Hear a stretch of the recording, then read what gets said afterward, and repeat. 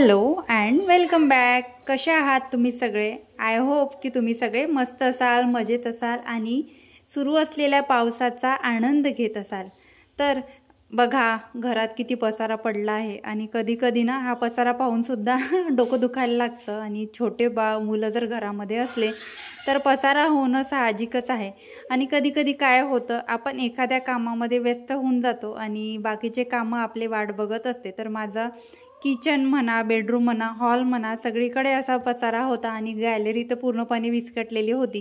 कारण हे सगळे जे इंडोअर प्लांट होते तर ते मी पावसाच्या पाण्यामध्ये ठेवले होते. म्हटलं त्यांनासुद्धा पावसाचं पाणी लागू देऊया. पावसाच्या पाण्यामध्ये जणू काही अमृत असते, त्या अमृताने झाडं एकदम खुलून जातात.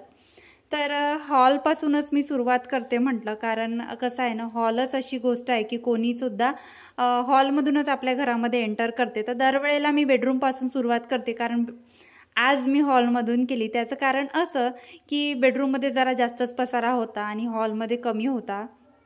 थोडाच हृदयाने पसारा विस्कटून ठेवला होता, तर ते पटकन मी आवरून घेतलं. हॉल जास्त विस्कटलेला नव्हताच. तर इथे बेडरूममध्ये आली. बेडरूममध्ये आल्यावर पहिलं काम मी काय करते, बेड व्यवस्थित ठेवायचा. बेड जर व्यवस्थित आवरला तर मला बेडरूम बऱ्यापैकी माझं स्वच्छ आणि व्यवस्थित दिसतं. आणि खेळण्यांचा पसारा तर हृदयाचा असतोच आणि मी करू देते तिला खेळण्यांचा पसारा. मी सारखा आवरत नाही, फक्त सकाळी एकदा झाडू जेव्हा मारते आणि ते जेव्हा संध्याकाळी झाडू मारते तेव्हा.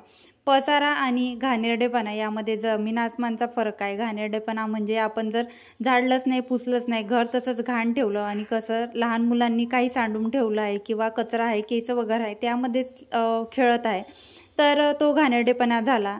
म्हणजे पसारा हा घाणेरडेपणामध्ये बिलकुलच वळत नाही. म्हणजे घरात जर खेळण्यांचा वगैरे पसारा आहे आणि घरात जर आपल्या लहान मूल आहे आणि थोडेफार जरी कपडे आपले इकडे तिकडे पडलेले आहे तर ते साहजिक आहे.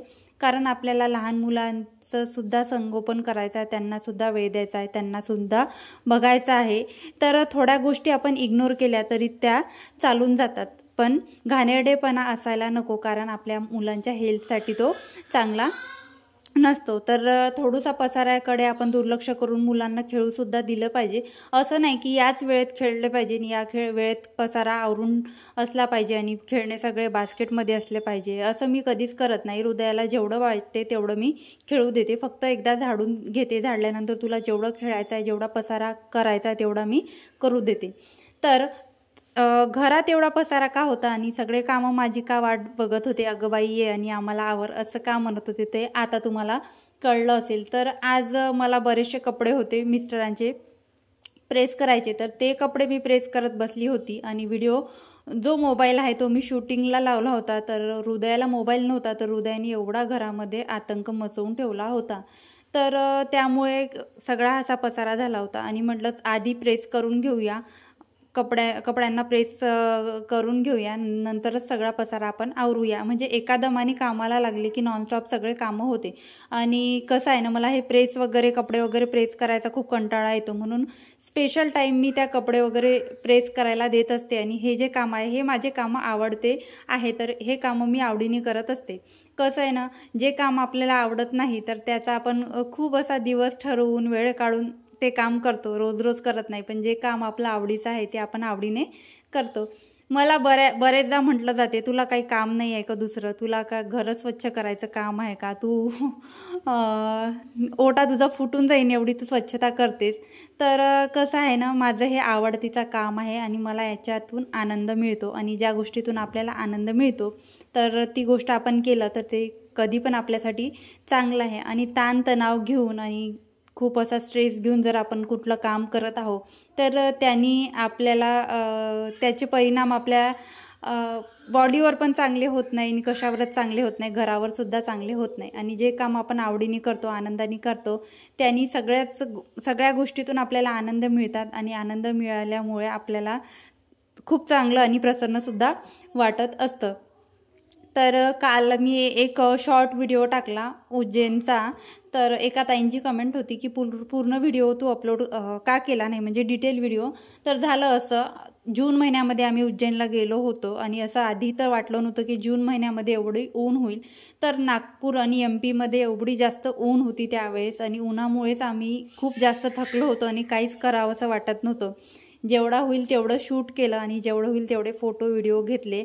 आणि दर्शन पण आम्ही उज्जैनला जेव्हा आम्ही गेलो होतो तर उज्जैनला सुद्धा 5 मंदिरांचं आम्ही दर्शन घेतलं. म्हणजे महाकालेश्वर मंदिर जे आहे, मोठा महादेव जे म्हणतो आपण महाकाल, त्यांचं दर्शन घेतलं. तर सकाळी आम्ही पोचल्यावर आंघोळी वगैरे करून आम्हाला मंदिरामध्ये जायलाच 12 वाजले. तिथे सुद्धा खूप जास्त रांग होती आणि रांगेमध्ये लागून दर्शन करायचं म्हटलं तर 6 ते 7 तास लागले असते. तर आम्ही VIP तिकीट तिथे घेतले आणि तिथचं दर्शन आटोपलं आणि बाकीच्या मंदिरांमध्ये सुद्धा आम्हाला फिरायचं होतं.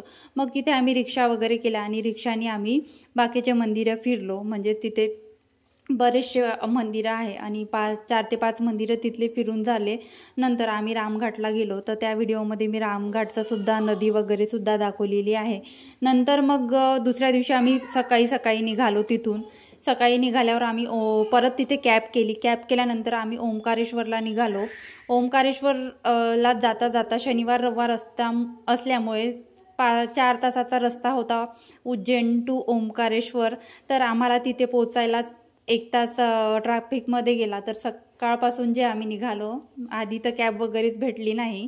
नंतर जे आमचा टाईमपास झाला तर आम्ही संध्याकाळी 5 वाजताच आम्ही ओंकारेश्वरला पोचलो. तर तिथे जिथे आम्ही लॉज केली होती तिथे आम्ही स्टे केला होता. तर त्यांचं असं म्हणणं होतं की आता तुम्ही ओंकारेश्वरला गेले तर तुमचं दर्शनच होणार नाही, पण तुम्ही ममलेश्वर जे मंदिर आहे तिथं जर दर्शन केलं तर तुमचं होऊन जाईल. तर आम्ही ममलेश्वरचं दर्शन केलं. तिथे सुद्धा महादेवाची पिंड आहे. तिथे सुद्धा छान आमचं दर्शन झालं. आणि ममलेश्वरला जे नर्मदा नदी आहे त्या नर्मदा नदीला असं छान असा पूल वगैरे केला आहे. त्या पुलावरून आपल्याला ओंकारेश्वर आहे ते दिसते. तर असं 5 मजली चढून 5 मजली असं ते दर्शनासाठी रांग केली आहे. कारण तेवढी रांग तिथे असतेच, तेवढी गर्दी तिथे असतेच आणि तेवढ्या वेळ तिथेच 5 ते 6 तास तिथे सुद्धा ओंकारेश्वरला सुद्धा लागतेच. तर ते 5ही कप्पे जे आहे खचाखच भरले होते. आम्ही जेव्हा बघितले तर सकाळी आम्ही पहाटे 5 वाजता उठून आम्ही आंघोळ वगैरे केला. सकाळी 4 वाजताच उठलो. 5 वाजेपर्यंत आम्ही निघालो. 5:45 पर्यंत आमचं पहाटे दर्शन झालं. VIP तिकीट वगैरे काहीच घ्यावं लागलं नाही. तरी आम्हाला 1 तास तिथे त्या रांगेत लागलाच. तर अशा पद्धतीने ओंकारेश्वरचं दर्शन घेतलं आणि ऊन खूप असल्यामुळे हृदया आजारी पडली. आम्ही सुद्धा खूप लो फील करत होतो. तर व्हिडिओ शूट वगैरे करणं झालं नाही. आणि बाळासोबत असलं तर कसं हृदया तेव्हा कोणाजवळ जात नव्हती. एक तर माझ्याजवळ येत होती, नाहीतर तिच्या पप्पांजवळ येत होती. बाकी कोणाजवळ जात नव्हती. माझी आई वगैरे, ताई वगैरे आणि माझ्या बहिणीसुद्धा माझ्यासोबत होत्या. पण कोणाजवळ ती जात नसल्यामुळे त्याचा सुद्धा त्रास होता आणि त्याच्यामुळे सुद्धा मग व्हिडिओ वगैरे शूट करणं झालं नाही. बाकी आमचं दर्शन वगैरे खूप छान झालं. तर बघा, बोलता माझे इथे सुद्धा कामं आवरले. म्हणजेच किचन आवरायचं होतं ते सुद्धा आवरलं. माझी बहीण आली होती, तिच्यासोबत गप्पा मारता माझे भांडे झाले. तिनेच हे ज्या क्लिप्स आहे त्या क्लिप्स हृदयासाठी आणल्या होत्या आणि बघा, एक क्लिप घेऊन पळाली हृदया. तिने दाखवू पण दिली नाही. गॅलरीसुद्धा आवरून झाली. सगळे झाडं व्यवस्थित ठेवायचे होते. आता ह्या झाडांना बरंचसं पाणी भेटलं होतं. म्हणजे खूप सकाळपासून ते पाण्यामध्ये होते. तर मी म्हटलं चला आता यांच्या जागेवर ठेवून देऊया. आणि रविवारपासून एवढी इथे नॉनस्टॉप पाऊस सुरू आहे. कपडेसुद्धा वाढत नाही आणि काहीच नाही. आतापर्यंत तर एवढा पाऊस आला नाही, पण संडेपासून उघडलाच नाही आहे पाणी. कंटिन्यू पाऊस सुरू आहे आणि असा सुरू असल्यासारखा आहे. छान असा वारा नाही आहे, काही नाही, सारखा असा पाऊस सुरू आहे. आणि अशा पावसाची खरी म्हणजे आवश्यकता होती. ती शेतकऱ्यांना खूप छान वाटत आहे. घरी शेती असल्यामुळे आतापर्यंत तर घरी माहेरी शेत वगैरे नव्हतं. आतापर्यंत तर पावसाचं काही महत्त्व समजत नव्हतं आणि अशा पावसाचं काही महत्त्व समजत नव्हतं. पण आता या पावसाचं महत्त्व समजत आहे की अशा पावसाची आवश्यकता आहे पेरणीसाठी वगैरे. आणि हे जर सारखं जो पाऊस सुरू आहे, हा जर पाऊस जमिनीमध्ये मुरेल तर खूप असा चांगलं जमिनीसाठी असतो. तर फ्रेश वगैरे झाली, किचन वगैरे आवरलं, झाडं वगैरे सगळे ठेवले. माझं जे आवडतं मॉइश्चरायझर आहे ते लावलं, लिप बाम अप्लाय केलं आणि टिकली लावत आहेत. बघा काय टायमिंग आहे. टिकली लावतच होती तर मिस्टर तिथून गेले.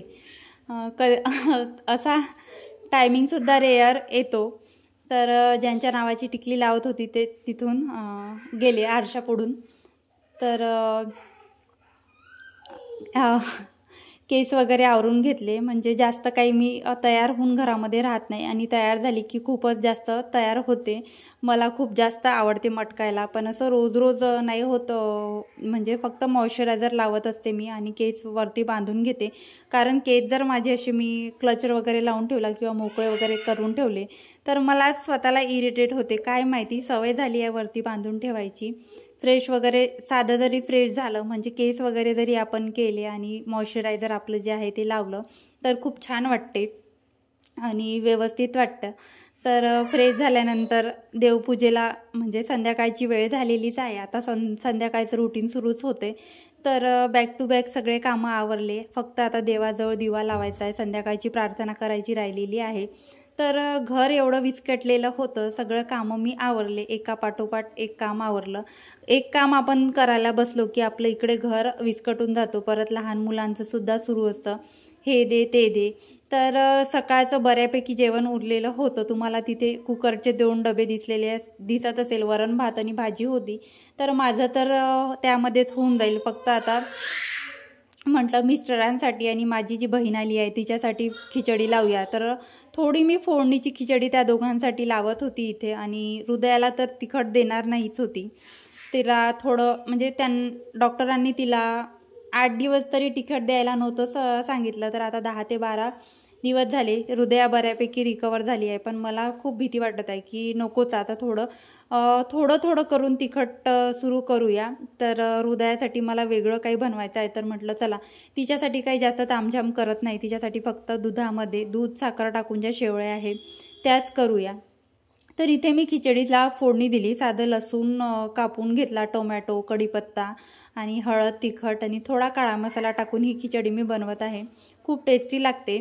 तर अशा पद्धतीने आजचं माझं रुटीन, म्हणजे आजचे माझे कामं जे आहे ते पेंडिंग होते आणि आज मी आवरले. आणि व्हिडिओ मी काल तर अपलोड केला नाही, पण म्हटलं चला गॅप घेऊन आपण व्हिडिओ अपलोड करू शकतो. म्हणजे 1 दिवसाआड किंवा 2 दिवसाआड गॅप घेऊन जसं व्हिडिओ शूट होईल, म्हणजे जसं व्हिडिओ शूट करू शकेल आणि जसा मला वेळ भेटेल, म्हणजे लोड पण यायला नको, अशा पद्धतीने मी व्हिडिओ अपलोड करत जाईल. तसं तर आता गॅप यायला नाही पाहिजे. मला तरी असं वाटत आहे की मी आता तर गॅप घ्यायला नाही पाहिजे, व्हिडिओ कंटिन्यू अपलोड करायला पाहिजे. पण बघूया कसं ॲडजस्ट होते, काय होते. आता सणसुद्धा सुरू होते आणि सणांचेसुद्धा कामं सुरू होते. तर बघूया काय होते, कसं होते. गावी पण जावं लागतं, किंवा राखी वगैरे काही असले, असे सण वगैरे असले तर आपण गावीसुद्धा जातो. तर खिचडी छान फ्राय करून घेतली, तांदूळसुद्धा तेलामध्ये थोडेसे भाजून घेतले, परतून घेतले आणि त्यामध्ये गरम पाणी सोडलं आणि थोडं गरम पाणी मी बाजूला ठेवलं, कारण शेवया ज्या असतात त्या मी बॉईल करून घेणार होती हृदयासाठी. तर बेडरूममध्ये आली, हृदयाचा इथे योगा सुरू होता. 2 ते 3 दिवस झाले योगा करत आहे आणि छान योगा करते. सूर्यनमस्कार मी तिला शिकवला, तर सूर्यनमस्कार करते, पूर्ण स्टेप बाय स्टेप करते. म्हणजे मी पुढे आहे आणि तिला जर समोर ठेवलं तर सांगायची गरज पडत नाही, हात लावून तिला वरती हात वगैरे घेऊन असं सांगायची गरज पडत नाही की हे स्टेप कर, ती स्टेप कर. जसं मी करते तसंच ती मला फॉलो करते. तर या गोष्टीचं मला खूप नवल वाटते. म्हणजे ऑब्झर्वेशन पॉवर तिच्यामध्ये आताच एवढी आलेली आहे.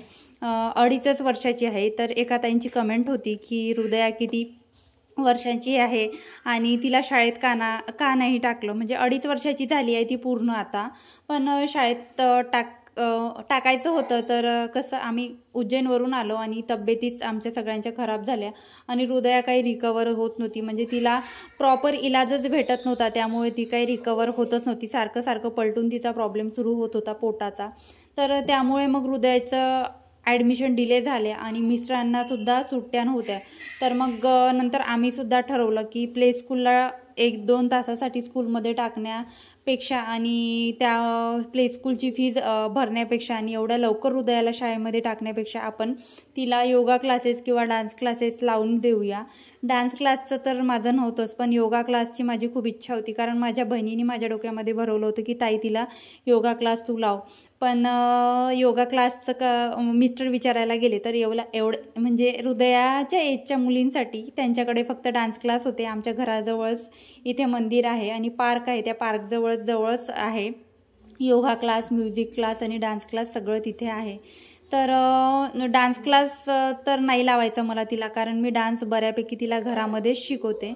तर अशा पद्धतीने माझं आजचं रुटीन होतं आणि अशा पद्धतीने मी आज माझे कामं सगळे पेंडिंग होते ते पण, आणि जे विस्कटलेलं घर होतं ते सुद्धा आवरलं. संध्याकाळचं सुद्धा जेवण वगैरे झाले आणि बघू शकता खिचडीच केली होती तर एवढे भांडेनी केले.